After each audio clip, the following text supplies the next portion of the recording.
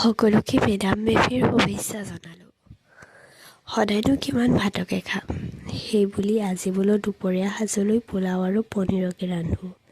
লগতে মায়ে বুটলি থৈছে শাক, তাকো ৰান্ধিব লাগিব। মই পিছে আজি প্ৰথম ৰান্ধিছোঁ দেই পোলাও। খাই ভাল পাওঁ, কিন্তু নিজে ৰান্ধি চোৱা নাছিলোঁ। প্ৰথমে পোলাও ৰান্ধিবলৈ গাজৰ, ফ্ৰেঞ্চবিন, ফুলকবি, পিঁয়াজ কাটি লৈছোঁ।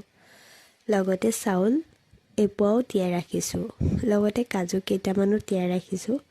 তাৰ পাছত কুকাৰটো ঘিউ এচামুচ দি তাতে লং কেইটামান দি ভাজি লৈছোঁ। তাতে বাদাম কেইটাও দি দিছোঁ। তাৰ পাছত পিঁয়াজ দি ভাজি লৈছোঁ আৰু তাতে পাচলিখিনি দি দিছোঁ। অলপ সময় পাচলি ভজাৰ পাছত তিয়াই ৰখা চাউলকেইটা দি পুনৰ ভাজি লৈছোঁ। চাউলকেইটা ভাজি থাকোঁতে যেতিয়া লডা বান্ধিবলৈ লৈছে, তেতিয়াই পানী দি কুকাৰৰ হাফুৰখন বন্ধ কৰি দিছোঁ।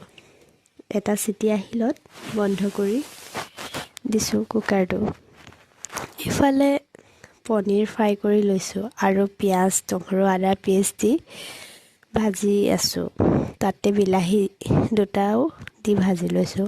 বইল কৰি লোৱা আলু দি উতলা পানী দি দিছোঁ। তাতে পনীৰ দি আকৌ উতলাই আছোঁ। এনেকৈ দুপৰীয়া সাজ ৰান্ধিলোঁ।